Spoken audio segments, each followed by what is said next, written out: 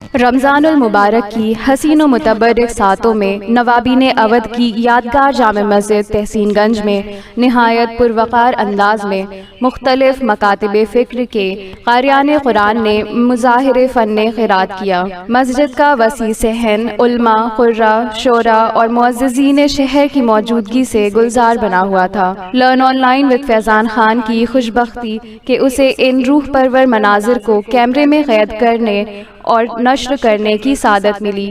پیش ہے محفل بزم قرآن کی کچھ جھلکیاں۔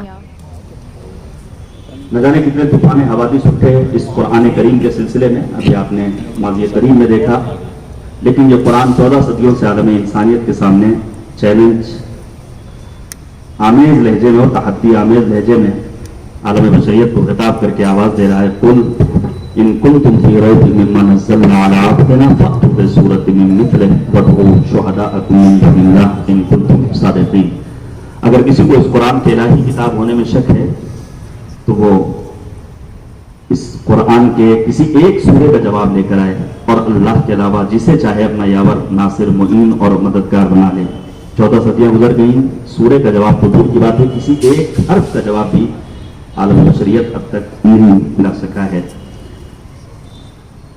قلب پیغمبر پر نازل ہونے والی کتاب آج اپنے ہی خط و خال کے ساتھ الحمدللہ باقی ہو، تا قیامت انشاءاللہ یہ کتاب باقی رہے گی۔ احکامات الہی اس قرآن مجید میں موجود ہے۔ مشہور ہے زبان و ادب کی یہ کجروی، آتی ہے اس میں وقت گزرنے پہ کہنگی، تاثیر ہے مگر یہ کلام الہ کی، تاثیر ہے مگر یہ کلام الہ کی، باقی ہے آج بھی وہی انداز دلکشی، وہاں کیا اثر ہو گردش لیل و نہار کا، وعدہ ہو جب حفاظت پروردگار کا، انا نحن نزلنا الذکر وانا لہ لحافظون۔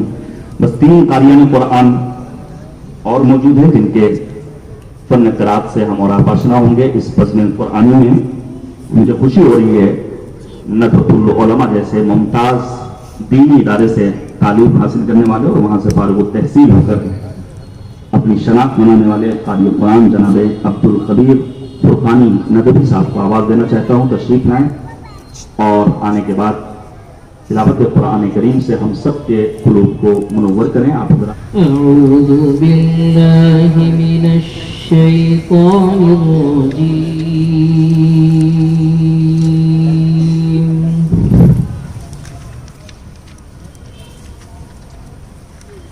بسم اللہ الرحمن الرحیم،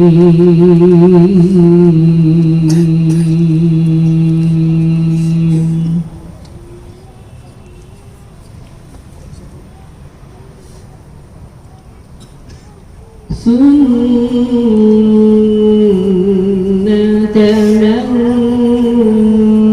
قد أرسلنا قبلك من رسلنا ولا تجد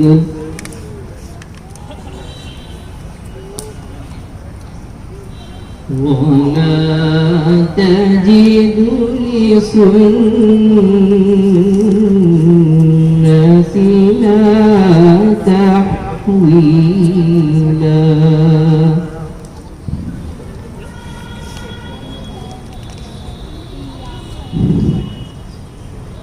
أقم الصلاة لدلوك الشمس إلى غسق الليل وقرآن الفجر،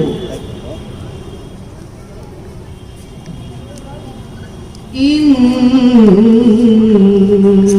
قرآن الفجر كان مشهودا۔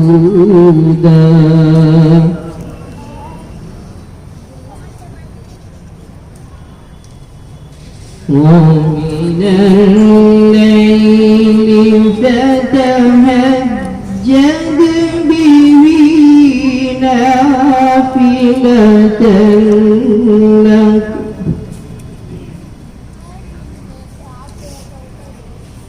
ومن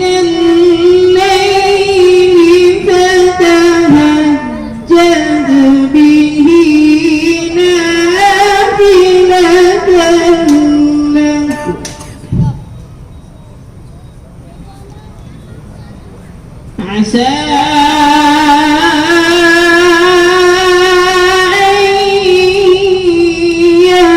يبعثك ربك مقاما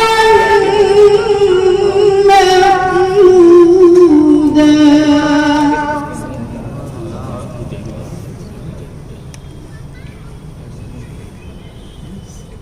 وقل رب أدخلني مدخل صدق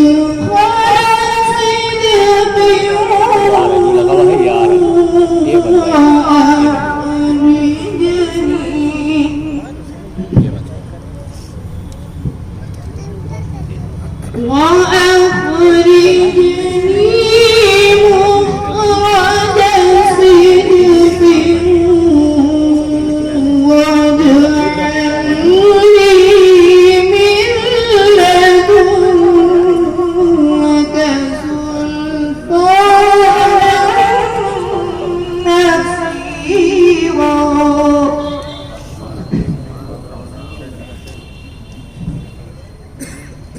وقل جاء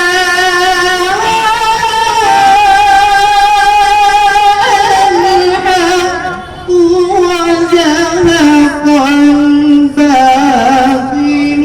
إن الباطل كان زهوقا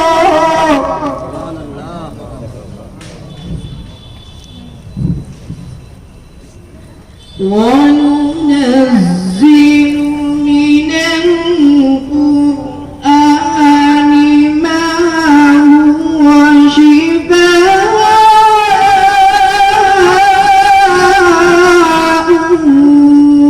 ورحمة للمؤمنين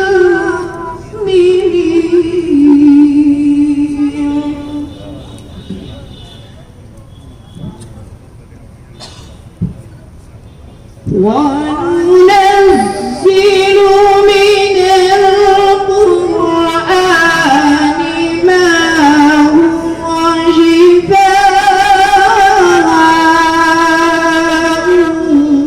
ورحمة للمؤمنين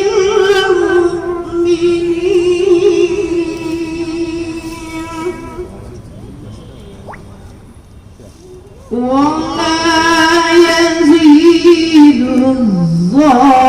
الظالمين إلا خسارا وإذا أنعمنا على الإنسان أعرض ونأى بجانبه وإذا مسه الشر كان يئوسا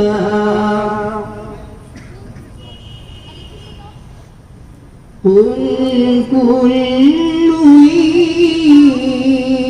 يعمل على شاكلته